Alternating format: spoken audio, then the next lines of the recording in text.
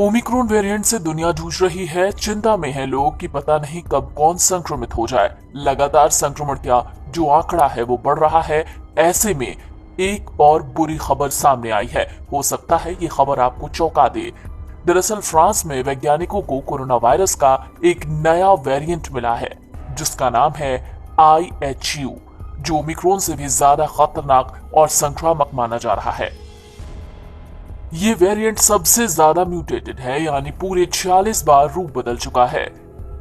इस B16402 variant को IHU मेडिटेरेंस infection के विशेषज्ञों ने खोजा है। शोधकर्ताओं ने कहा है कि इस वेरिएंट में 46 म्यूटेशन है जो ओमिक्रॉन से भी ज्यादा हैं। नए वेरिएंट पर विशेषज्ञ क्या कहते हैं? वायरस विशेषज्ञ कहते हैं कि नए वेरिएंट आ रहे हैं, लेकिन इसका मतलब ये नहीं है कि वो ज्यादा खतरनाक होंगे। अब ये देखना होगा कि ये नया वेरिएंट किस श्रेणी में आता है।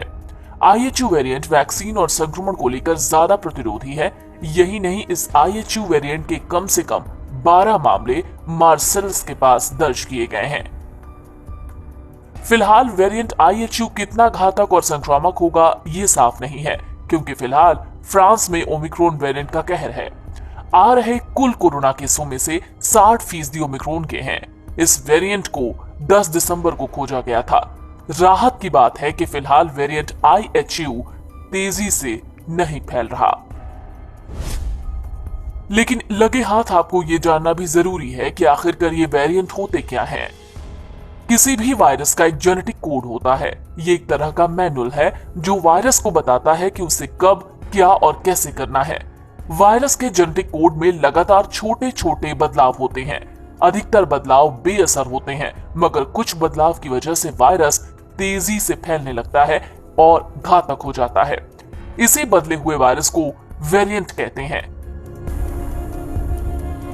सबसे खास बात यह है कि किसी भी वेरिएंट को मूल वायरस के संबंध में उसका म्यूटेशन खतरनाक बनाता है।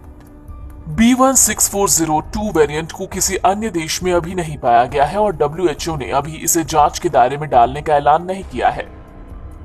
पिछले साल 24 नवंबर को दक्षिण अफ्रीका से लिए गए एक नमूने में ओमिक्रॉन वेरिएंट का पता चला था। उसके बाद से मात्र 40 से ज्यादा दिनों में कोरोना का ये वेरिएंट दुनिया के 100 से ज्यादा देशों में फैल चुका है। NBT ऑनलाइन की रिपोर्ट।